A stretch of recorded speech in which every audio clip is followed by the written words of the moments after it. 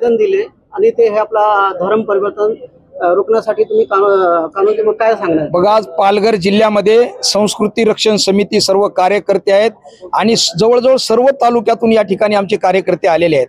आज आम्ही माननीय कलेक्टर मॅडमला या ठिकाणी भेटलो आणि विनंती केली की जिल्ह्यामध्ये सरकारी जमिनीचा कब्जा करून वन विभाग, महसूल विभाग या जमिनीवरती अनाधिकृत चर्च बनलेले आहेत, प्रार्थना केंद्र बनलेले आहेत, याची काही आवश्यकता नाही।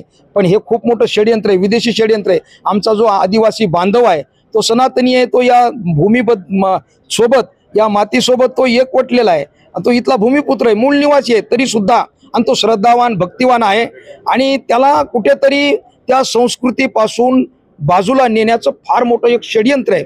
ते षडयंत्र अनेक वर्षापासून चालू आहे आणि म्हणून आम्ही कलेक्टर मॅडमला भेटलो आणि सांगितलं की सरकारी जमिनीचा कब्जा करून ही लोक चर्च, अनाधिकृत प्रार्थना केंद्र जे आहे, सरकारी जमिनीचा दुरुपयोग करणं ठीक नाही, तर ते हटवावं।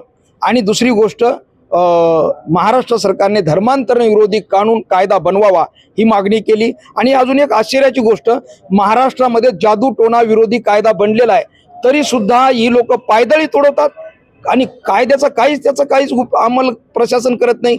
जादूटोणा विरोधी कायदा बनलेला असताना ही लोक अंधश्रद्धेला खतपाणी घालण्याचं काम हे मिशनरीवाले फादर ब्रदर हे लोक करतात आणि गरीब लोकांना फसवण्याचं षडयंत्र हे केवळ धर्मांतरण नाही, हे राष्ट्रांतरण आहे।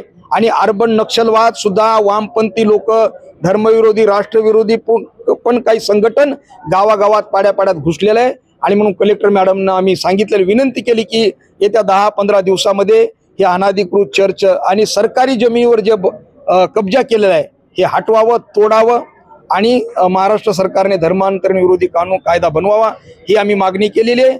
नाही तर हे जर आम्ही आता थोडे दिवस वाट बघू, नाही तर येणाऱ्या काळातही आंदोलन तीव्र करावं लागेल। कारण डॉक्टर बाबासाहेब आंबेडकरांनी आम्हाला मूलभूत सर्वांना अधिकार, संविधानाने अधिकार दिलेला आहे आणि जे गरीब लोकांना फसवण्याचं कुठलं कानून आहे?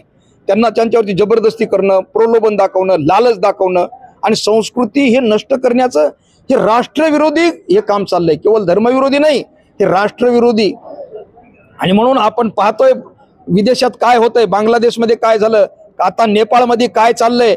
म्हणून आम्ही सरकारला आणि प्रशासनाला सुद्धा सांगू इच्छितोय, कारण या गरीब लोकांना हत्यार बनवतील, या गरीब लोकांना पुढे करून राष्ट्राच्या विरोधात उभे करतील हे लोक। म्हणून हे राष्ट्रविरोधी शक्ती गावागावात शिरलेली, यांना थोपवलं पाहिजे आणि सरकारी जमिनीवर जे यांचं षडयंत्र चालू आहे ना ते तुरंत हटवलं पाहिजे, नाहीतर पुढे आंदोलन आम्ही अजून याला तीव्र करता येईल असं मी आपल्याद्वारे सांगतोय।